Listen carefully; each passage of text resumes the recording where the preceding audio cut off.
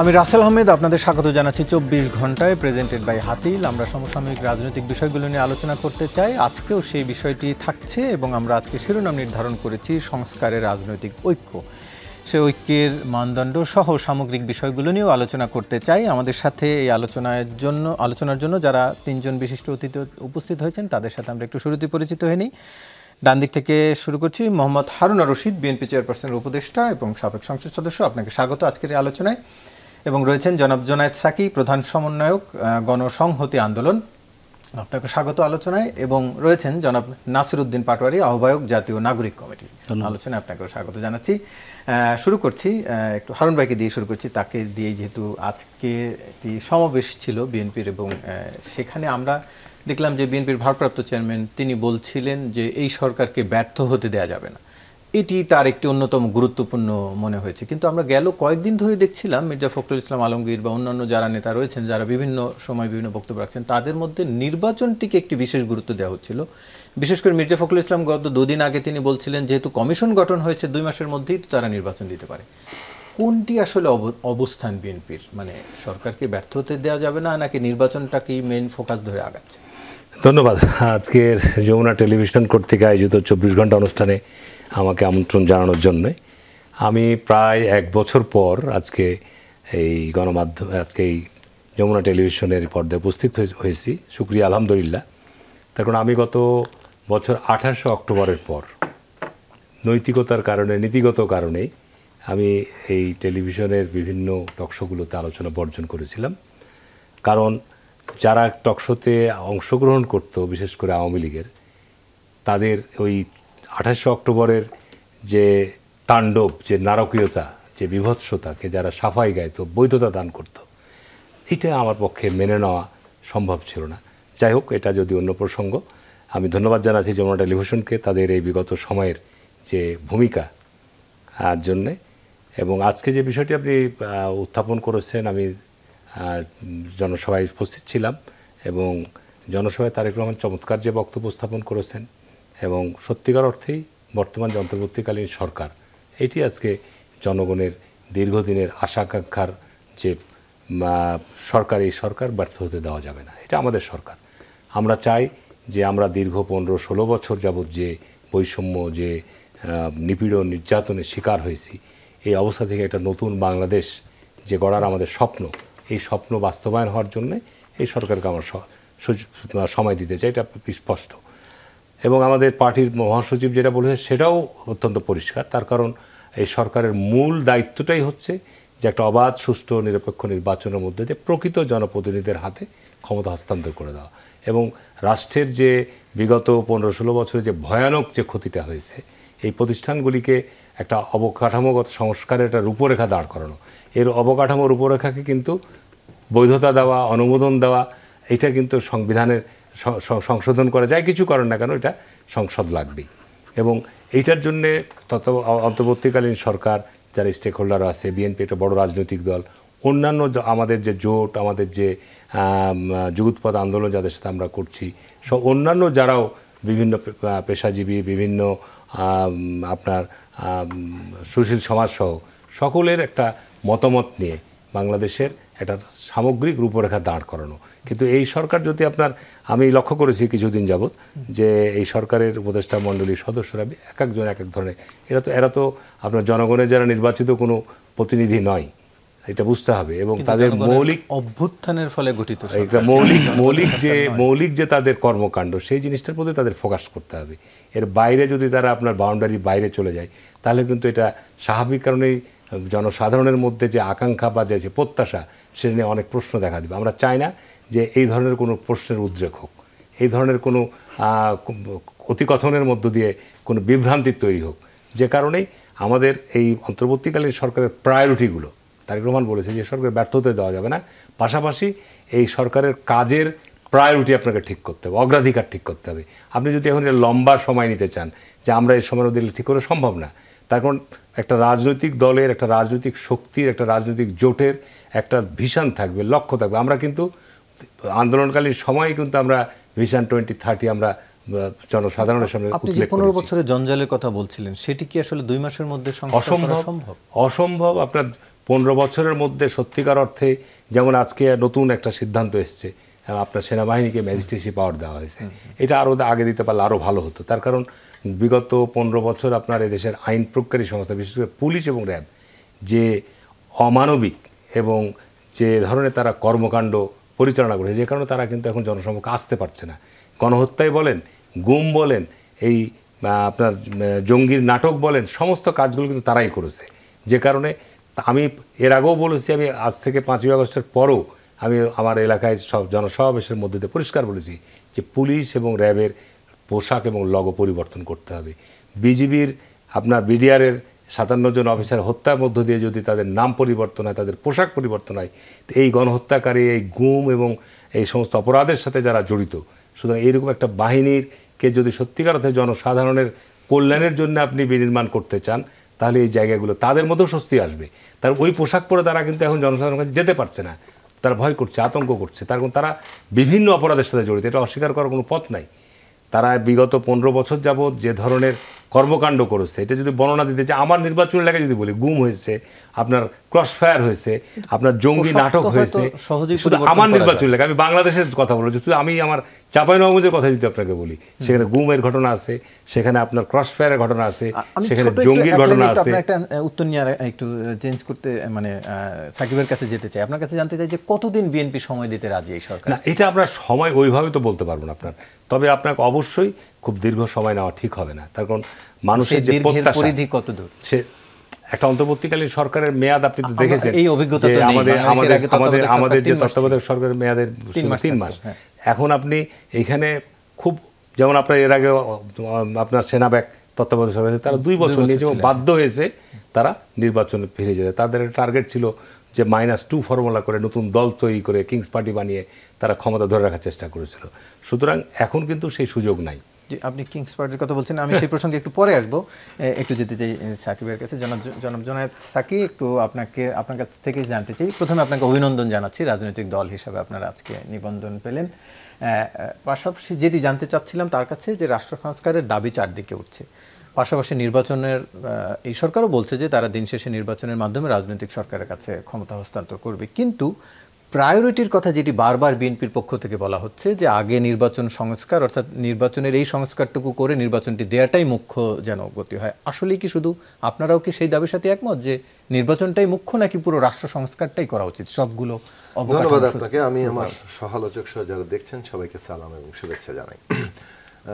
6.5 বছর আমরা একটা নিবর্তনের মধ্যে ছিলাম এবং দেখেছেন যে কিভাবে আমাদেরকে এমনকি হাইকোর্টের রায় পাওয়া সত্ত্বেও আমাদের নিবন্ধন দেওয়া হয়নি। তো ফ্যাসিস্ট সরকারের নিবর্তনের অত্যাচারের তো বিভিন্ন মাত্রা ছিল, বিভিন্ন রূপ ছিল। এটাও একটা তাদের নিবর্তনের জায়গা ছিল, যে রাজনৈতিক দলগুলোকে কিভাবে আটকে রাখা যায়, তাদের বিকাশে বাধা তৈরি করা যায়। তো এই সব কিছু আমরা বুঝেছিলাম যে একটা এই সরকার সমস্ত দিক থেকেই, মানে তাকে ক্ষমতা থেকে বিদায় না করলে জনগণের কোনো অধিকার, ন্যূনতম অধিকার থেকে শুরু করে বড় অধিকার কোনোটাই অর্জিত হবে না। যারা ভোটাধিকার কেড়ে নেয় তারা আর কোন অধিকার দেবে? তো সেই জায়গা থেকে আমরা আমাদের লড়াই শেষে আজকে নিবন্ধন পেয়েছি। আমরা আমাদের নেতাকর্মীদেরও অভিনন্দন জানাই, কারণ তারা লড়াই করেছে। দেশের মানুষকে আমরা অভিনন্দন জানাই, কারণ তারা আমাদের সমর্থনে ছিলেন। বাংলাদেশে এই ঘটনা থেকেই দেখা যায় যে সর্বস্তরে এমনভাবে একটা নিয়ন্ত্রণ কায়েম হয়েছিল, যেটা একটা সর্বগ্রাসী মানে সরকার বলতে পারে। একে তো তারা একটা স্বৈরাচারী ক্ষমতা কাঠামোকে আগে থেকেই আছে বাংলাদেশে। 72 সালের সাংবিধানিক ক্ষমতা কাঠামোই হচ্ছে একটা স্বৈরাচারী ক্ষমতা কাঠামো। সমস্ত ক্ষমতা একজন ব্যক্তির হাতে কেন্দ্রীভূত। বাংলাদেশে এটা বারবার বলতে হবে, বাংলাদেশে যিনিই প্রধানমন্ত্রী হন না কেন তার হাতে সমস্ত ক্ষমতা কেন্দ্রীভূত। তো ন্যূনতম কোনো জবাবদিহিতা নেই, যার ফলে কোনো প্রতিষ্ঠান দাঁড়ায় নেই, কোনো ক্ষমতার ভারসাম্য নেই, ফলে জবাবদিহিতা নেই। এইরকম একটি ক্ষমতা কাঠামোকে নানাভাবে পরিবর্তন করা হয়েছে এবং সর্বশেষ গত 15 বছরে এই আওয়ামী লীগ তারা এটাকে একটা ফ্যাসিস্ট ব্যবস্থায়, নির্বাচনী কর্তৃত্ববাদ, ফ্যাসিস্ট ব্যবস্থা এবং মাফিয়া একটা সরকারে পরিণত করেছে, এবং যার ফলে সব কিছু মিলিয়ে এটাকে বলতে পারেন একটা টোটালিটেরিয়ান, সর্বগ্রাসী একটা অত্যাচারের শাসন তৈরি হয়েছে। তো সেই শাসন সর্বস্তরে যেহেতু তাদের বিস্তৃত, অতি ক্ষুদ্র মানে বিষয় থেকে শুরু করে বৃহৎ বিষয় সবগুলো জায়গাতে আছে। এখন এইরকম একটা রাষ্ট্র বন্দোবস্তটাই হচ্ছে ফ্যাসিস্ট, সেইটাকে আপনি গণতান্ত্রিক ব্যবস্থায় রূপান্তরিত করবেন। এটাই মানুষের আকাঙ্ক্ষা, জনমানুষের রায় এবং ছাত্র শ্রমিক জনতার যে অভ্যুত্থান, সেটা যে সম্ভাবনা আমাদের সামনে যে দ্বার খুলে দিয়েছে নতুন বাংলাদেশের যাত্রা, সেটাও রায় এটাই যে আমরা একটা গণতান্ত্রিক বন্দোবস্তের জায়গায় দেবো। ফলে লক্ষ্যটা অত্যন্ত আমার কাছে খুব গুরুত্বপূর্ণ মনে হয়। এই যে মানুষ এবং আমাদের ছাত্ররা বিশেষভাবে, মানে যারা আমি মনে করি তো লক্ষ লক্ষ এমনকি কোটি ছাত্র রাজপথে নেমেছিল, তো তাদের আকাঙ্ক্ষা, তারা বাংলাদেশটা ডিরেকশন ঠিক করছে যে এটা একটা গণতান্ত্রিক বন্দোবস্তে যাবে। গণতান্ত্রিক বন্দোবস্তে যেতে হলে একটা গণতান্ত্রিক সংবিধান লাগবে, আমাদের আইন কানুন, আমাদের প্রতিষ্ঠানগুলো গণতন্ত্রের উপযোগী হতে হবে, এবং সেইটার মধ্য দিয়ে আমরা একটা গণতান্ত্রিক যাত্রায় যেতে পারবো। তো এখন এইটা কিভাবে অ্যাচিভ করব, অ্যাচিভ করার পথটা নিয়ে আমার মনে হয় যে এখন পর্যন্ত হয়তো পার্থক্য থাকতে পারে। বিভিন্ন রাজনৈতিক দল, এখানে আমাদের শিক্ষার্থীরা আছে, শ্রেণী পেশার বিভিন্ন মানুষ আছে, এবং এই আন্দোলনে শ্রমজীবী মানুষের বিরাট অবদান। তাদের মৃত্যুর সংখ্যা, শহীদের সংখ্যা যদি আমরা সবকিছুর দিক থেকে দেখি, বিশেষত 19 তারিখের পর থেকে লড়াইটা যদি দেখি, কাজেই সব দিক থেকে আমি বলবো যে মতপার্থক্য থাকাটাই খুব স্বাভাবিক। অ্যাচিভ কিভাবে করব, এইটা একটা গণতান্ত্রিক প্রক্রিয়ার মধ্যে দিয়ে জাতীয় ঐক্যমত্যে পৌঁছানো দরকার। কারণ আমরা ফ্যাসিবাদের বিরুদ্ধে যারা লড়াই করেছি, এখনো কিন্তু অভ্যুত্থান চলমান, এবং এটা একটা পরিগঠনের পর্বে এসছে। মানে ফ্যাসিস্ট সরকারকে ক্ষমতা থেকে ফেলে দেওয়া হয়েছে, কিন্তু ফ্যাসিস্ট ব্যবস্থা এখনো বহাল আছে। ব্যবস্থার রূপান্তরের জন্য নতুন ব্যবস্থার পরিগঠন, নতুন রাষ্ট্রের পরিগঠন আমাদের করতে হবে। এই পর্বে একটা গণতান্ত্রিক প্রতিনিধিত্ব, গণতান্ত্রিক মানে যাকে বলে যে তর্ক বিতর্ক, এবং তার মধ্য দিয়ে জাতীয় ঐক্যমত্যে পৌঁছানো দরকার। কেননা ফ্যাসিস্ট সরকার, পুনর্পতিত ফ্যাসিস্ট সরকার, তাদের দোসররা, দেশি বিদেশি, তারা কিন্তু এই গণঅভ্যুত্থানের অর্জনকে নস্যাৎ করার জন্য সদা চেষ্টা করে যাচ্ছে। সেইখানে এটা খুবই পরিষ্কার জায়গা যে আমাদের ঐক্যমত্যের জায়গাটা কোনোভাবেই মানে একটা মুহূর্তের জন্য আসলে সরে যায় না। এখন সেই জায়গায় আমাদের লক্ষ্যটা যদি আমরা পরিষ্কার থাকি, তাহলে আমাদের কাছে এখনকার বিবেচনা যে একটা আলাপ আলোচনার প্রক্রিয়ার মধ্যে নিশ্চয়ই একটা রোড ম্যাপ তৈরি হবে, এবং অন্তর্বর্তী সরকারের একটা গুরুত্বপূর্ণ কাজ হচ্ছে তার আশু কাজগুলো মোকাবেলা করা, আমাদের ন্যায় বিচার প্রতিষ্ঠা, আমাদের এখানে স্থিতিশীলতা আনা, অর্থনৈতিক চ্যালেঞ্জ মোকাবেলা করা, এইটার পাশাপাশি এই রাজনৈতিক প্রক্রিয়াটা শুরু করা, যেখানে সব স্টেক হোল্ডারদের সাথে তারা আলাপ আলোচনা করবেন, এবং সেটার মধ্য দিয়ে একটা জায়গায় ইতিমধ্যে একটা অগ্রগতি হয়েছে। তারা অনেকগুলো কমিশন গঠন করেছেন। আমি মনে করি আরও অনেকগুলো কমিশন গঠন করা দরকার, আরও অনেকগুলো বিষয়ভিত্তিক, এবং তাদের অংশীজনদের সাথে আলাপ আলোচনাটা দৃঢ় করা দরকার, যেটার মধ্যে থেকে রোড ম্যাপটা পরিষ্কার থাকবে। তিনটা জিনিস আমরা গুরুত্বপূর্ণ মনে করি। আপনারা কোনটা আগে চান, আগে নির্বাচন পরে সংস্কার, নাকি আগে সংস্কার পরে নির্বাচন? তিনটা জিনিস গুরুত্বপূর্ণ মনে করি। একটা হচ্ছে, দেখুন, প্রতিষ্ঠানগুলো তো দখল করা ছিল, এবং সেগুলো এমন দখল করা হয়েছে যে সরকার পতনের সাথে সাথেই পুরো রাষ্ট্র প্রতিষ্ঠানের বেশিরভাগগুলোই যেন ভেঙে পড়ার উপক্রম হচ্ছে, অকার্যকর অবস্থার মধ্যে চলে যাচ্ছে। তার মধ্যে পুলিশ তো একেবারেই ডিসফাংশনাল, তারপরে ধরেন যে প্রশাসনের মধ্যে নানান অস্থিরতা, তো বিচার ব্যবস্থা থেকে শুরু করে অন্যান্য জায়গা, আপনি জানি আমি ইয়েতে যাবেন। আমি শুধু বলছি যে প্রশাসন পুনর্গঠনের প্রশ্নটা, এমনকি একে একটা নির্বাচন যদি আপনি করতে চান যখন, তখন তার জন্য তো উপযোগী করতে হবে, সেটা একটা আশু জরুরি কাজ। আরেকটা জরুরি কাজ হচ্ছে সময় আপনারা দিতে চান, এমনটি আমি শেষ করি। আরেকটা দ্বিতীয় জরুরি কাজ হচ্ছে কনসেনসাস বিল্ডিং, এই যে জাতীয় ঐক্যমত্যের জায়গা যে কিভাবে আমরা অ্যাচিভ করব। তৃতীয় কাজ হচ্ছে গণতান্ত্রিক একটা সংবিধানে পৌঁছানো। সেই ক্ষেত্রে আগে না পরে, এটাও কিন্তু আলোচনারই প্রসঙ্গ, এবং কাজগুলো যদি আমাদের ঠিক হয়, তাহলে হয়তো আমরা রোডম্যাপটাও পেয়ে যাব, সময়সীমাটাও তার মধ্যে দিয়ে তৈরি হবে। জি, একটু যেতে চাই আপনার কাছে, জনাব নাসিরউদ্দিন পাটোয়ারী, একটু আপনার কাছ থেকে জানতে চাই, যে আলোচনা আমরা করছিলাম যে আসলে এই সবাই সংস্কার চায়, কিন্তু কোনটি আগে কোনটি পরে, এটি নিয়ে এক ধরনের মতদ্বৈততা রয়েছে। কেউ বলছেন আগে নির্বাচন পরে সংস্কার, কেউ আগে সংস্কার পরে নির্বাচন। রাজনৈতিক দলগুলোর মধ্যে আপনারা একটি রাজনৈতিক দল নন, কিন্তু আপনারা রাজনৈতিক ঐক্য গড়ার একটি প্রয়াসের কথা বলেছেন আপনারা সংবাদ সম্মেলনে। সেটি কোন প্রক্রিয়ায়? আপনাদের সাথে বাকিদেরকে যুক্ত করতে চাইছেন, যুক্ত হওয়ার আহ্বান জানাচ্ছেন, নাকি আপনারা তাদের সাথে যুক্ত হতে চাইছেন? এই প্রক্রিয়াটা কি আসলে কিভাবে আমরা এর আগে জোট দেখেছি, রাজনৈতিক দলের জোট, আওয়ামী লীগের এক ধরনের জোট, বিএনপির এক ধরনের জোট, আপনারা কোন ঐক্য করতে চান? ধন্যবাদ। যমুনার আজকে সংস্কারের রাজনৈতিক ঐক্য এই শিরোনামে আজকের আলোচনার যারা দূর প্রবাসে যারা দেখছেন সবাইকে ধন্যবাদ। প্রথমত হলো 5 তারিখে জনগণ একটা রায় দিয়েছে। সেই জনগণ যে রায়টা দিয়েছিল সেটা হলো এক দফার ভিত্তিতে, এটা ভুলে গেলে আমাদের চলবে না। সে এক দফার দুইটি অংশ ছিল, একটি হলো ফ্যাসিবাদী ব্যবস্থার বিলোপ আর একটি হলো নতুন রাজনৈতিক ব্যবস্থা। নতুন রাজনৈতিক যে বন্দোবস্ত রয়েছে এটা হলো আমরা পূর্বে হলো 71-এর পরও দেখেছি এবং 90-এর পরও দেখেছি, কিন্তু বাংলাদেশ সেখানে কোনো আকাঙ্ক্ষার, শহীদদের যে আকাঙ্ক্ষা ছিল সেটার আমরা কোনো প্রতিফলন আমরা দেখি নাই। যার জন্যই ছাত্রদের নেতৃত্বে নাগরিক এবং জনতার যে অংশগ্রহণে 5 তারিখে একটি গণ অভ্যুত্থান হয়েছে, সেখানে আমরা দেখেছি যে জনগণ এই একটি দফার ভিত্তিতে যে রায়টা দিয়েছিল সেই রায়টা এবং একটি দফাকে বাস্তবায়নের জন্য আগামীতে আমাদের একটা চলমান লড়াই থাকবে। এই লড়াইয়ের ক্ষেত্রে ছাত্ররা সবচেয়ে বড় অগ্রণী ভূমিকা পালন করেছে এবং তারা নেতৃত্ব দিয়েছে, এবং এই নেতৃত্বের মধ্যে সকল শ্রেণী পেশার নাগরিক হলো তারা অংশগ্রহণ করেছে। এই নাগরিকদের মধ্যে যারা অংশগ্রহণ করেছিল তার মধ্যে বিশেষত একটা রয়েছে তরুণ জনগোষ্ঠী।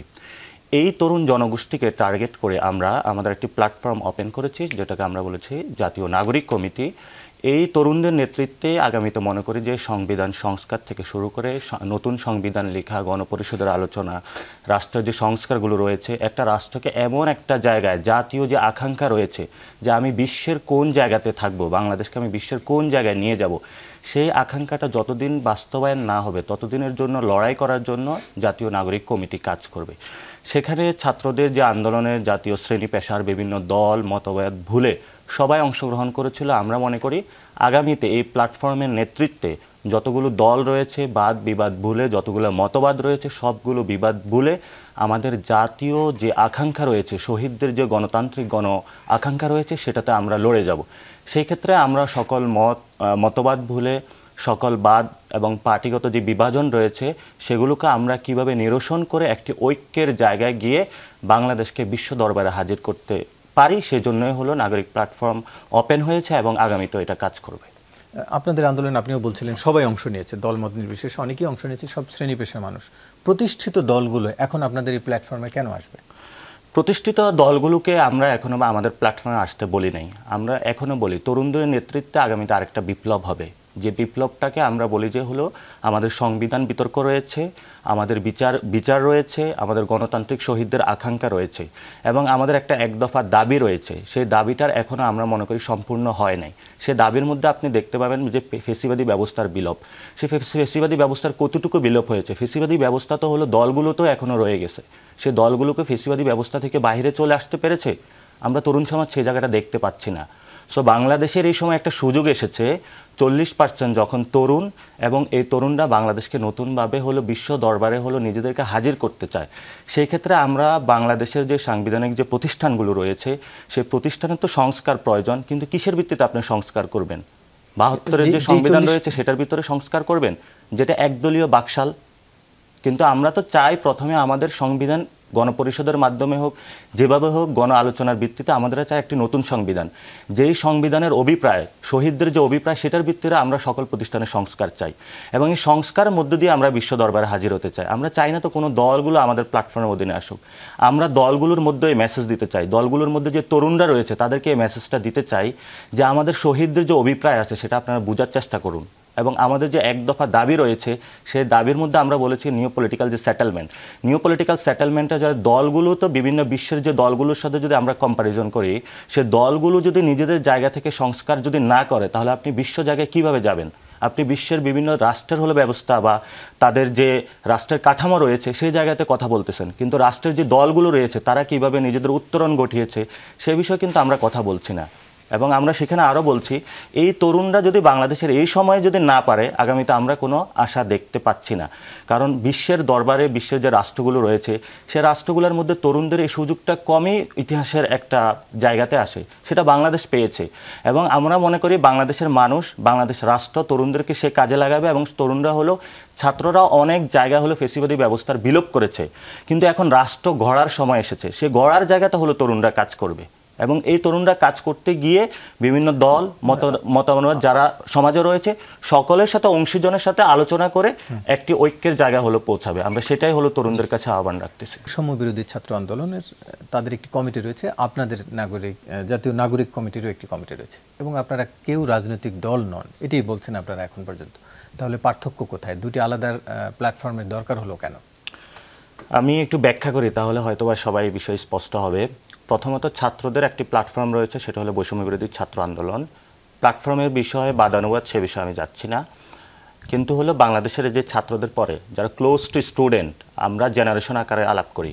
সো ছাত্রদের পরে জেনারেশন আকারে ক্লোজ যারা তরুণরা রয়েছে, তাদের একটি আমরা মনে করেছি তাদের ঐক্যবদ্ধ হওয়া প্রয়োজন। আপনি দেখবেন তরুণরা হলো ডাকাতদের বিরুদ্ধে যে আমরা তরুণ সমাজ কাজ করেছে, সেখানেও তরুণরা ছিল, তারা ট্রাফিক ব্যবস্থায় কাজ করেছে, আন্দোলনও তারা ছিল, কিন্তু তরুণদের ওইভাবে হলো ঐক্যবদ্ধ জায়গা ছিল না, যেটা হলো গণ অভ্যুত্থানের পূর্বে হওয়া উচিত ছিল।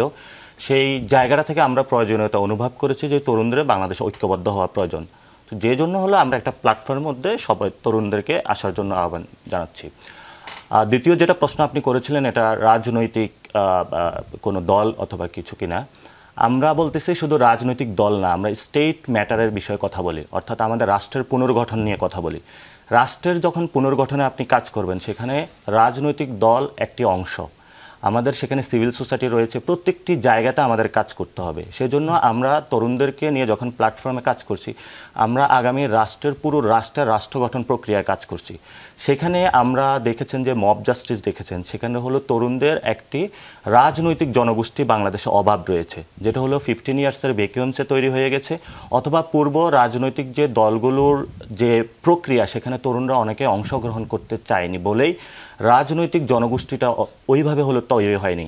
সেই জায়গাতে আমরা মনে করছি তরুণদের বাংলাদেশ রাষ্ট্র পুনর্গঠনের জন্য একটি ঐক্যবদ্ধ রাজনৈতিক জনগোষ্ঠী প্রয়োজন। সেই জায়গাতে হলো আমরা কাজ করছি। এটা আমাদের পুরোপুরি রাজনৈতিক উদ্যোগ, তবে কোনো রাজনৈতিক দল নয়।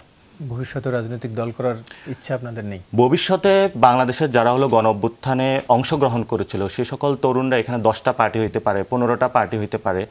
স্টেট মেকানিজমে যতগুলো পার্টি প্রয়োজন, যেটা হলো 80 অথবা আপনার 90 হয়েছিল, সেখানেও আমরা দেখেছি বহুদলীয় গণতন্ত্র বিষয়টা এসেছিল। সেখানে কয়টি দল কিভাবে করব সেটা আমাদের কনসার্ন না, আমাদের কনসার্নের জায়গা থেকে বড় একটি রাজনৈতিক জনগোষ্ঠী তৈরি করা, তারা কিভাবে রাজনীতি করবে সেটা তাদের বিরোধী বিষয়। আন্দোলনের নামে পুরো দেশের মানুষ একত্রিত হয়েছিল, এক প্ল্যাটফর্মে এসেছিল, সেখানে আবার নতুন একটি প্ল্যাটফর্মের দরকার কেন পড়লো? তাহলে সেটা আমি প্রথমেই স্পষ্ট করেছি আপনাকে, এটা হলো ছাত্রদের নেতৃত্বে একটি গণ অভ্যুত্থান হয়েছিল।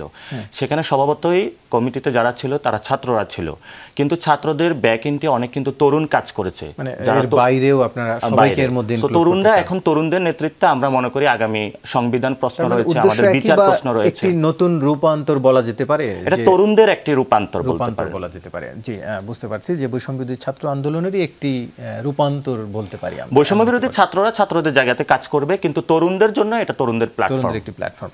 জি, জনাব জুনায়েদ সাকি, একটু আপনার কাছ থেকে জানতে চাইছি যে নির্বাচনের যেই প্রশ্ন এসছে বা যেটি নিয়ে আমরা কথা বলছিলাম, একটু আপনার কাছে জানতে চাই যে যেহেতু সামনে আবার নির্বাচন হবে, একটা সময় রাজনৈতিক দল ক্ষমতায় আসবে, গণসংহতি আন্দোলন কোথায় দাঁড়াতে চায়, কোথায় নিজেকে সেখানে নিয়ে যেতে চায়? আমরা দেখেছি এর আগে আওয়ামী লীগ সরকারের আমলে 14 দলের একটি বাম সংগঠন তার ছিল, আপনারাও বাম সংগঠনের চর্চা করছেন বা আন্দোলন, আপনারা রাজপথে আছেন। মোট কথা আপনাদের অবস্থান কি স্বকীয় অবস্থান থাকবে, নাকি জোটগত কোনো অবস্থানের মাধ্যমে আপনারা ভবিষ্যৎ রাজনীতিতে অংশ নিতে চান? আমরা দেখেছি আপনারা এর আগে যুগপৎ আন্দোলন করেছেন, সেজন্যই প্রশ্নটি আসলে একটু ঝেড়ে কাশি।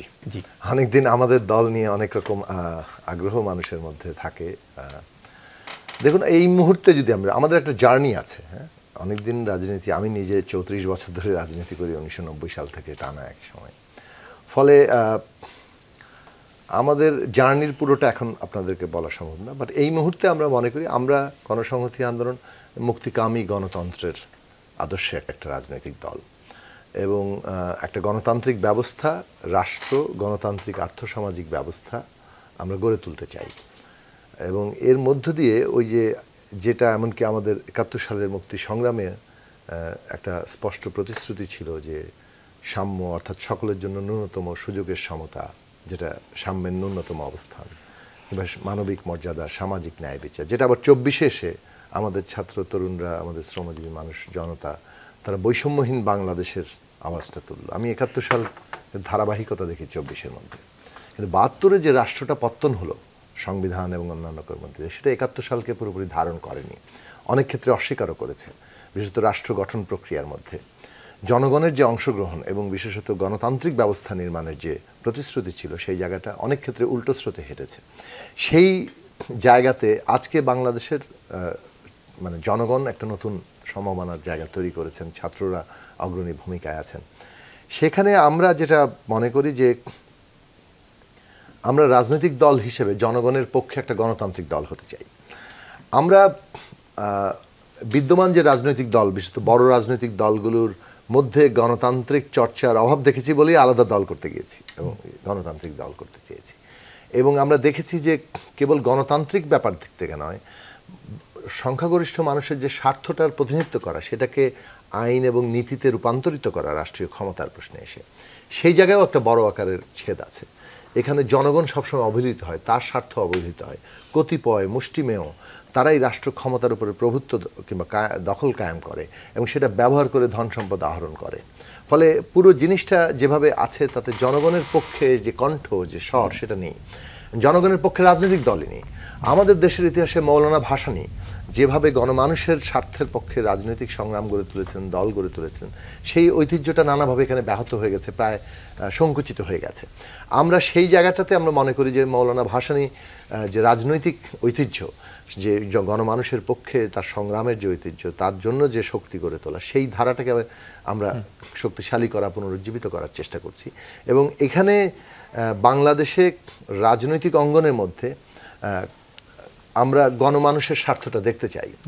এবং সেই ক্ষেত্রে আমরা যখন এই চেষ্টা করে যাচ্ছি, একটা ফ্যাসিস্ট ব্যবস্থা কিংবা ফ্যাসিস্ট সরকার অবস্থান, স্বকীয় আলাদা অবস্থান থাকবে এরকম কিছু? আমাদের স্বকীয় অবস্থান সবসময় ছিল। আপনি দেখুন, আমরা যুগপৎ আন্দোলন করেছি, আমরা একটা ফ্যাসিস্ট ব্যবস্থা যখন গণমানুষের ন্যূনতম স্বার্থ আর দেখতে পারে না।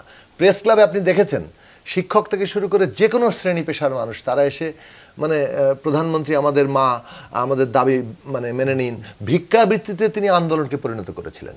তো এইটা আমরা বুঝেছি যে বাংলাদেশের কোনো অংশের মানুষের একটি দাবিও আদায় হবে না যদি ফ্যাসিস্ট সরকার থাকে। তাহলে ফ্যাসিস্ট সরকারকে কিভাবে আমরা হটাতে পারি, সেটা আমাদের পক্ষে এককভাবে সম্ভব ছিল না। জনগণের একটা বৃহত্তর ঐক্য ছাড়া এটা সম্ভব ছিল না। বিএনপিও চেষ্টা করছিল তার জায়গা থেকে লড়াই করে। ফলে এইটা একটা যুগপৎ আন্দোলনের ভিত্তি তৈরি হয়েছিল ফ্যাসিস্ট সরকার হটানোর। এবং তারপরে রাষ্ট্রটা কোন জায়গায় যাবে, সেখানেও আমরা কতগুলো প্রশ্নে ঐক্য জায়গায় এসেছি যে আমাদের রাষ্ট্র ব্যবস্থাটার একটা গণতান্ত্রিক রূপান্তর লাগবে, মেরামত করতে হবে। এবং 31 দফা একটা ন্যূনতম ঐক্যের জায়গা তৈরি হয়েছিল যে এইটা সংবিধান সংস্কার সহ এই পরিবর্তনটা আনতে হবে। সেই জায়গায় আমাদের একটু যেতে চাই যেন হারুন রশিদ, একটু আপনার কাছে। আপনি কিংস পার্টির কথা বলছিলেন শুরুতে, আমরা দেখলাম বিএনপি মহাসচিব তিনিও এরকমের একটি ইঙ্গিত দিয়েছিলেন যে নতুন রাজনৈতিক দলের আগ্রহ নিয়ে তিনি বিস্ময় প্রকাশ করেছেন। আমার আর কাছে জানতে চাও যে আমাদের এরই মধ্যে সাকিব ভাইদের দল নিয়ে 53টি নিবন্ধিত দল আছে। যদি নতুন আরো কোনো দল আসে, সমস্যা কোথায়, বিস্ময় কেন, আপনারা অবাক কেন হচ্ছেন? নতুন দল, মুক্ত মত প্রকাশের স্বাধীনতায় আমরা বিশ্বাস করি। নতুন দল তৈরি হলে, নতুন দল সৃষ্টি হলে এখানে আমরা বিস্ময় প্রকাশ করার কোনো অবকাশ নাই। আমরা তখনই শঙ্কিত হই যখন 111-এর মতো ফখরুদ্দিন মহিউদ্দিনরা ক্ষমতায় থেকে দল গঠন করে ক্ষমতাকে প্রলম্বিত করতে চায়। আমরা লক্ষ্য করছি যে ইদানিং উপদেষ্টা মণ্ডলীর সদস্যের মধ্যে বিভিন্ন ধরনের বক্তব্যের মধ্যে আমাদের আশঙ্কা তৈরি হচ্ছে যে দীর্ঘসূত্রিতার মধ্যে দিয়ে তারা আবার কোনো দল তৈরি করতে চায় কিনা, যে কারণে এই কথাগুলো হয়তো এসছে। কিন্তু নতুন দল নিয়ে আমরা কখনোই, বিএনপি বহুদলীয় রাজনীতিক মতবাদে বিশ্বাসী, বহু মত পথের রাজনৈতিক ব্যক্তি নিয়েই বিএনপি গঠিত হয়েছে। সুতরাং বিএনপিটাকে কোনো আশঙ্কা বা উদ্বেগ মনে করে না। আমরা চাই যে এখানে মানুষের মত প্রকাশের স্বাধীনতা আরও বিকশিত হোক। তাহলে এখানে ক্ষুদ্র ক্ষুদ্র জনগোষ্ঠীর ব্যক্তিরাও আলাদা আলাদাভাবে সংগঠিত তাদের মতামত, তাদের বক্তব্য। বাংলাদেশ তো আপনার খুব ছোট দেশ হলো, বাংলাদেশের মধ্যে হিন্দু, বৌদ্ধ, খ্রিস্টান, বিভিন্ন ভাষাভাষী মানুষ এখানে বসবাস করে, বিভিন্ন ধর্মাবলম্বী মানুষ বসবাস করে। সুতরাং তাদের মতামত প্রকাশ করা তো তাদের, আমাদের সাংবিধানিক একটা রাইটস আছে তাদের। এই জায়গাগুলো আমরা নিশ্চিত করতে চাই। এটা বিএনপি একমাত্র রাজনৈতিক দল আমি মনে করি। আমরা কখনোই নির্বাচনকে ভয় পাই না। আপনি লক্ষ্য করেছেন যে যখন সকল রাজনৈতিক দল তত্ত্বাবধায়ক সরকারের জন্য দাবি করেছে, আমরা তত্ত্বাবধায়ক সরকারের দাবি সংবিধানের সংযোজন করেছি এবং ক্ষমতা ছেড়ে দিয়ে কিন্তু তত্ত্বাবধায়ক সরকারের নির্বাচনও করেছি। সুতরাং আলোচনার মধ্য দিয়ে আপনার কিন্তু যে কোনো বিষয়ের সমাধানের পথ আমাদের খোলা রাখতে হবে। আলোচনা করা যাবে না, এর সাথে আমি আলোচনা করব না, ওর সাথে আলোচনা করব না, ওর সাথে বসা যাবে না, এই জায়গাটা গণতান্ত্রিক সমাজে আপনার গ্রহণযোগ্য নয়। এই জায়গাটা আপনাকে পরিহার করতে হবে। তাহলে কিন্তু অনেক কিছু সমাধান হবে। আপনি একে সমাবেশ করতে দিব না, ওকে সমাবেশ করতে দিব না, এই জায়গাটা যদি আমরা আপনার দূর করতে পারি, তাহলে কিন্তু আপনার যে গণতান্ত্রিক রাষ্ট্র নির্মাণের ক্ষেত্রে যে বাধাগুলো আছে সেই বাধাগুলো দূর হবে। এই বাধাগুলো যারা তৈরি করার ক্ষেত্রে হাতিয়ার হিসেবে কাজ করে, আইন প্রয়োগকারী সংস্থা বা বিচার বিভাগ, তারা তখন কিন্তু স্বাভাবিক কারণে যখন সংবিধান এবং আপনার মেজর পার্টিগুলোর মধ্যে এই কনসেনসাস তৈরি হবে, তখন কিন্তু আপনার স্বাভাবিক কারণে এই বাধাগুলো দূর হয়ে যাবে। আমি মনে করি যে এইখানে আমাদের পার্টির সম্মানিত মহাসচিব যে উদ্বেগটার কথা করেছেন, এটা অন্যভাবে ব্যাখ্যা করার কোনো সুযোগ নেই। আমাদের যে উদ্বেগ, আমাদের যে আপনার যে বিষয়গুলো আমরা লক্ষ্য করছি, যে আমরা যেটা চাই যে বাংলাদেশে আজকে একটা ভয়াবহ সংকটের মধ্যে আছি। আজকে রাষ্ট্রর এই জাতীয় নাগরিক কমিটির এই উদ্যোগকে আপনারা কিভাবে দেখছেন? কার? জাতীয় নাগরিক কমিটির তাদের যে না, জাতীয় নাগরিক কমিটি তারা যে সমস্ত উদ্যোগ নিয়েছে আমি স্বাগতম জানাই। তারা অবশ্যই কাজ করুক, বা তাদের যে চিন্তা চেতনা, তাদের যে ভাবনা, তারা জনমত তৈরি করার চেষ্টা করুক। সেখানে যদি তারা সংগঠিত হতে পারে, অবশ্যই এটা অভিনন্দনযোগ্য। এটা তো আমি তো বললাম আপনাকে যে ভবিষ্যতে রাজনৈতিক দল গঠন করলে অভিনন্দন জানাবো। না, অবশ্যই জানাবো। এখানে রাজনৈতিক দল করার তো অধিকার আছে, আমাদের সংবিধানই সেই সুযোগ দিয়েছে। মত প্রকাশের স্বাধীনতা আমাদের সংবিধানই বলে দিচ্ছে যে আপনার সভা সমাবেশ মত প্রকাশের স্বাধীনতা আপনাকে দিতে হবে এই গণতান্ত্রিক সমাজ ব্যবস্থায়। এখানে বাধা দেওয়ার কোনো সুযোগ নাই। এখানে সবচেয়ে বড় যে বিষয়টা হচ্ছে যে আপনার আজকে অন্তর্বর্তীকালীন সরকারের আপনি যদি কর্মপরিকল্পনা তাকে নির্ধারণ করতে হবে। সংস্কার আগে না নির্বাচন আগে, যে কথাটা আপনি শুরুতে উত্থাপন করেছেন, সংস্কার এবং নির্বাচন আপনাকে একসাথে এগিয়ে নিয়ে যেতে হবে। আপনাকে চিন্তা করতে হবে নির্বাচনের মধ্য দিয়েই কিন্তু যে সংস্কার কর্মকাণ্ডগুলোর ক্ষেত্রে আমরা একটা লক্ষ্য স্থির করব, সেগুলো কিন্তু নির্বাচিত যে সংসদ গঠিত হবে তার মধ্য দিয়ে কিন্তু এগুলোর বৈধতা দিতে হবে। সুতরাং আপনাকে এখন এটার জন্য দীর্ঘ সময়ের প্রয়োজন নাই। আমি সংবিধান সংশোধন করব, কি বিষয় আপনি আলোচনার টেবিলে নিয়ে চলে আসেন, নিয়ে এসে আপনি এটা 1 মাস 15 দিন আলোচনা, খুব বেশি সময়ের দরকার নাই। সংবিধানের যে বিতর্কিত ধারাগুলো আছে সেগুলো আমি পরিবর্তন করে সেখানে কি সংযোজন করব, বিচারকদের নিয়োগের, হাইকোর্ট উচ্চ আদালতের বিচারকদের নিয়োগ, নির্বাচন কমিশন সংস্কারের ক্ষেত্রে, এগুলোর জন্য আপনি কমিশন গঠন করেছেন। এই কমিশন নিশ্চয়ই স্টেক হোল্ডারদের সাথে আলাপ করার পর এটা তো দীর্ঘ সময়ের দরকার নাই। তো আপনাকে এটা যাত্রা শুরু করতে হবে। আপনি 3 বছর এত দীর্ঘদিনের জঞ্জল আপনি যদি মনে করেন যে আমি 1 বছর বা 6 মাসে শেষ করব, সম্ভব না। এটার আপনার একটা ভিশন, রাজনৈতিক দলগুলোর একটা ভিশন স্থির করবে। বিএনপির একটা ভিশন আছে, আমরা একটা লক্ষ্য দিয়েছি।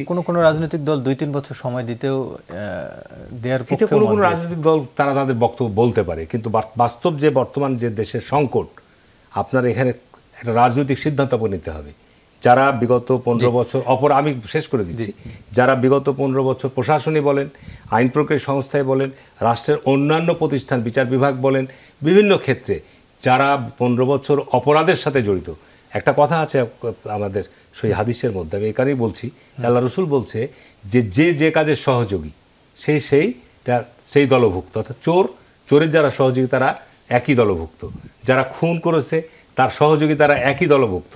সুতরাং আপনাকে এখানে আমি শেষ করে দিচ্ছি যে কারণে আপনাকে এখানে 15 বছর শুধু আওয়ামী লীগ না, আওয়ামী লীগের জোট না, আওয়ামী লীগের সাথে যারা সহযোগী ভূমিকা পালন করেছে তাদেরকে বিচারের আওতায় আনতে হবে। আপনাকে এই বিচারের আওতায় আপনাকে আনতে গেলে আপনাকে প্রশাসনের এবং পুলিশ বিভাগের সহ বিভিন্ন বিচার বিভাগের অনেককে আপনার দ্রুততম সরিয়ে দিতে হবে। আমরা সেদিন আলোচনা করবো। পাশাপাশি আরেকটি বিষয় একটু জানতে চাইব যে রাজনৈতিক ঐক্যের কথা সবাই বলছেন, কিন্তু মাঠ পর্যায়ে একটু ভিন্ন চিত্র দেখা যাচ্ছে। বিশেষ করে মাঠে এখন যেহেতু বিএনপি বা বিএনপির ছাত্রদল যুবদল রয়েছে, তাদের সাথে কোথাও বৈষম্য বিরোধী ছাত্র আন্দোলনের এক ধরনের পারস্পরিক বিরোধও দেখা যাচ্ছে। তো সেটি নিয়ে একটু আলোচনা করব। যে জনাব নাসিরউদ্দিন পাটোয়ারি, একটু আপনার কাছ থেকে শুরু করতে চাই। জানতে চাচ্ছিলাম যে আপনারা সংবাদ সম্মেলনে বলছিলেন বর্তমান সরকারের ধীর গতির, এবং সেটি আপনারা অভিযোগ করেছেন।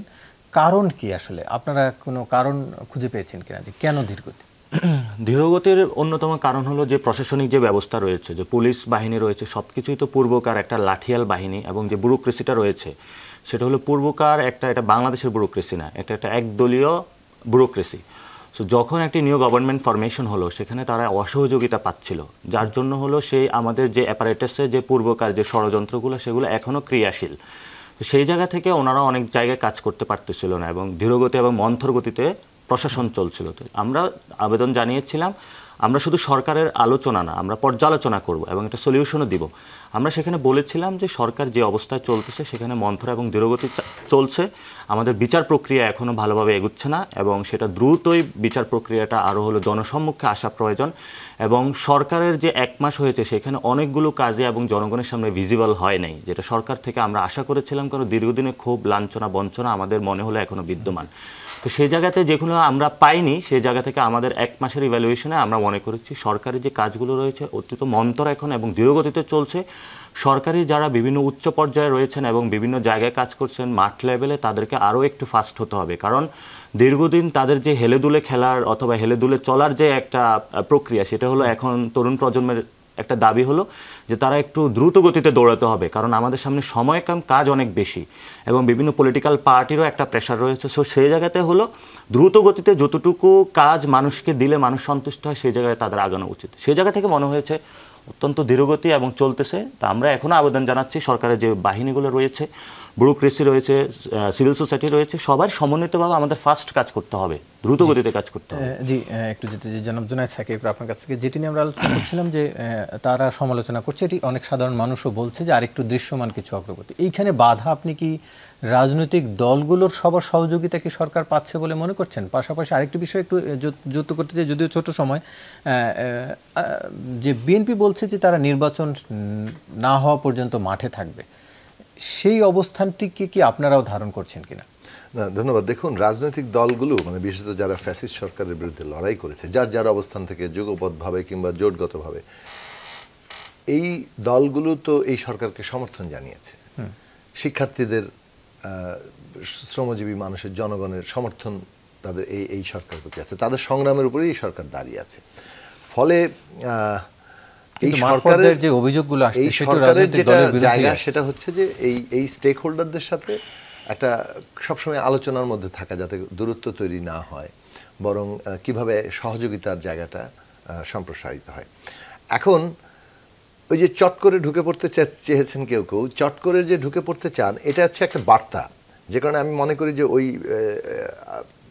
কোনো লিক হওয়া জিনিস নিয়ে আমার কথা বলার আগ্রহ নেই, কিন্তু এটা মনে হচ্ছে যে ইচ্ছা করেই লিক করা হয়েছে এবং আসলে যেহেতু কথা বলতে মানা করা হয়েছে, কথাটা তারা এই টেলিফোন লিক করার মধ্যে দিয়ে তারা তাদের নেতাকর্মীদের মেসেজ দিতে চাচ্ছে। তো মেসেজটা হচ্ছে এইরকম যে চট করে ঢুকে পড়তে পারি, আবার থাকো। এখন এই মেসেজটা কিন্তু এমনকি সরকারি কর্মকর্তাদের মধ্যে অথবা সরকারের বিভিন্ন প্রতিষ্ঠানের মধ্যে যারা আছে যারা তাদের লোক, এখন তারা তো দীর্ঘদিন ধরে পুরো প্রতিষ্ঠানগুলোকে পকেটে ঢুকিয়েছিল এবং সেটার জন্য কি পয়েন্টসগুলোতে তাদের লোকজন আছে, তাদের নানা দিক থেকে তাদের রিক্রুটমেন্ট ছিল। এখন এই যে ধীরগতি, এই ধীরগতির একটা বড় জায়গা হচ্ছে এটাকে অকার্যকর রাখাটাই এই ভেতরে থাকা লোকজনের অনেকের হয়তো চেষ্টা। সে কারণে সরকারকে আমরা পরিষ্কার করে যেটা বলেছি যে প্রতিষ্ঠানগুলোর পুনর্গঠন দরকার, মানে প্রতিষ্ঠানগুলোকে এফেক্টিভ করা, সেটা ব্যক্তির পরিবর্তন থেকে শুরু করে যদি প্রয়োজনীয় আইন কিংবা যেগুলো পরিবর্তন করা সেটা কিভাবে করা যাবে। যারা অকার্যকর করছে তাদের বিরুদ্ধে কঠোর ব্যবস্থা নিতে হবে। সুতরাং কঠোর ব্যবস্থা ছাড়া আপনি যদি ঢিলেই থাকেন তাহলে সে তো তার মনে করবে যে এটা করা সম্ভব। সুতরাং সরকারের দিক থেকে আমরা যেটা বলেছি যে দেখুন, স্থিতিশীলতা আনার প্রশ্নটা আর কিছুদিনের মধ্যে মানুষ আপনাকে আর সময় দিবে না, কিন্তু মানুষ সময় দিচ্ছিল, ঠিক আছে। এখন আপনি মাজারে হামলা হবে, মন্দিরে হামলা হবে, নারীর উপরে হামলা হবে, আপনি কোনো প্রশাসনের কোনো ব্যক্তিরই জবাবদিহিতা নেই। হ্যাঁ, এখন আমরা সেনাবাহিনীকে ম্যাজিস্ট্রেসি দেওয়া হয়েছে, আমরা পরিষ্কার নির্দেশনা সরকারের দিক থেকে দেখতে চাই বাংলাদেশের প্রতিটি মানুষের জানমালের নিরাপত্তা আছে। বাংলাদেশে প্রত্যেকটি পরিচয়ের মানুষ, রাজনৈতিক বিশ্বাসের মানুষ তার নিজের বিশ্বাস এবং পরিচয় নিয়ে মাথা উঁচু করে থাকতে পারবে, কেউ কারোর উপর জবরদস্তি করবে না। জবরদস্তি কোনোভাবেই রাষ্ট্রীয় দিক থেকে অ্যালাউ করা হবে, এটা পরিষ্কারভাবে বাস্তবায়ন করতে হবে। জি, জনাব হারুন রশিদ, একটু আপনার কাছ থেকে জানতে চাই, যেটি নিয়ে বলছিলাম, যেটি নিয়ে তিনিও বলছিলেন যে মাঠ পর্যায়ে যে মন্দিরে হামলা, মসজিদে হামলা, সেটির একটি বিষয়, বিভিন্ন জায়গায় দখলের অভিযোগ আছে, সেটিও একটি বিষয়, এবং এর অভিযোগগুলো দিন শেষে রাজনৈতিক দলের বিরুদ্ধেই আসছে। পাশাপাশি আরেকটি বিষয় যেটি শুরুতে আগের পর্ব জানতে চাচ্ছিলাম, যে বৈষম্য বিরোধী ছাত্র আন্দোলনের যারা সমন্বয়ক রয়েছেন তাদের সাথে ছাত্রদল, যুব দলের এক ধরনের বিরোধ দেখা যাচ্ছে, বিভিন্ন জায়গায় হচ্ছে, বগুড়ায়, রংপুরে মামলা হয়েছে, আবার আপনারা ঐক্যের কথাও বলছেন। জি, ধন্যবাদ। এখানে আমি শেষ পর্যায়ে একেবারে নাসির এবং আমাদের জুনায়েদ সাকিব যেটা বলেছে যে ঢিলে ঢালা, আমি আবারও বলছি যে প্রশাসনের মধ্যে যারা বিগত 15 বছর সুবিধাভোগী, যারা এই 15 বছর সরকারের সহযোগী ছিল অপরাধগুলোর সাথে, বিচার বিভাগ থেকে শুরু করে, এদেরকে দ্রুততম সময়ের মধ্যে সরিয়ে দেওয়া। এরা যদি প্রশাসনের মধ্যে অবস্থান রাখতে চায় তাহলে কিন্তু প্রশাসনের তো অস্থিরতা বিরাজ করবেই।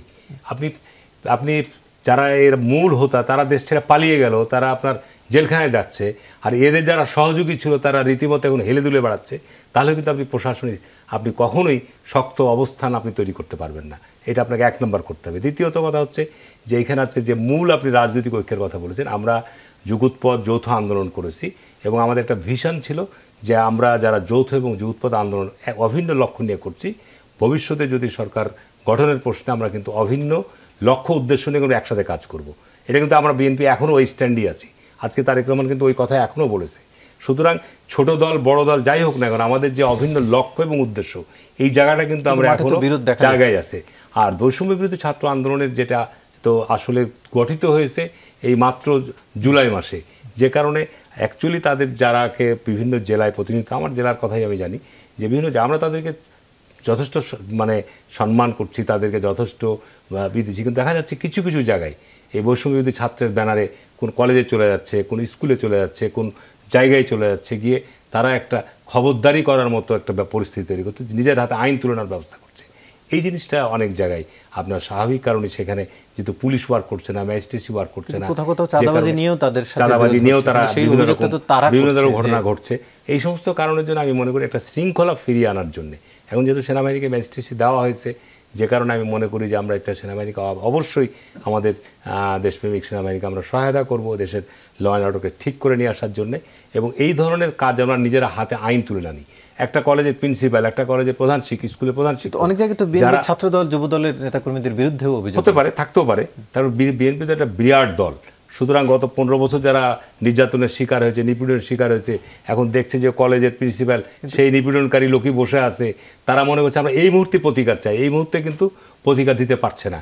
কারণ কি, আপনার যারা এই প্রতিকার দিবে তারা কিন্তু ওই জায়গাগুলোতে এখনো বসে আছে এবং এটা প্রক্রিয়ার ব্যাপার। আমার নিজের জেলার কথাই বলি যে আমার বিশিষ্ট ক্যাপ্টেন জাহাঙ্গীর কলেজের প্রিন্সিপাল পরিবর্তন যেন ওখানে গত 1 মাস যাবত ছাত্র আন্দোলন করছে। একইভাবে আওয়ামী লীগও বলতো বড় দল, ঠিক আছে না, যে কারণে হয়েছে কি যে এই জায়গাগুলো পরিবর্তন করার জন্য তো যে আইনি প্রক্রিয়া দরকার। এই জন্যে আপনার শিক্ষা উপদেষ্টা যিনি আছেন, শিক্ষা জায়গাগুলোতে কিন্তু এই জায়গাগুলো বেশি হচ্ছে, একটা পরিপত্র জারি করে দেওয়া দরকার যে কোন কোন জায়গাগুলোতে যারা অনিয়ম দুর্নীতি করেছে এদের বিরুদ্ধে একটা জেলা পর্যায়ে কমিটি তাদের দ্রুত ব্যবস্থা গ্রহণ করতে হবে। আপনাকে তো একটা রিলিফ দিতে হবে। আপনি যদি নিয়ে বসে থাকেন, যেটা জোনায়েদ সাকিও বললো, সেও বললো যে ঢিলাঢুলাভাবে আপনি যদি চালান, তারা তো এই ষড়যন্ত্রে ব্যস্ত আছে, এদেরকে থেকে যদি আপনি দেশে একটা জায়গায় মেসেজ দিতে, তাহলে এদেরকে আপনাকে অবশ্যই যে সেক্টরে আছে তাদেরকে দ্রুততম সময় অপসারণ করে দিতে হবে। ভেতরে নাকি বাইরেও ব্যবস্থা নেওয়ার, ভিতরে এবং বাইরে দুই জায়গাতে বাইরেও ব্যবস্থা নেওয়ার কথাও বলছেন, সবখানি কঠোর হওয়ার দাবি জানিয়েছেন। আপনাদের 3 জনকে ধন্যবাদ আজকের আলোচনা শোনার জন্য।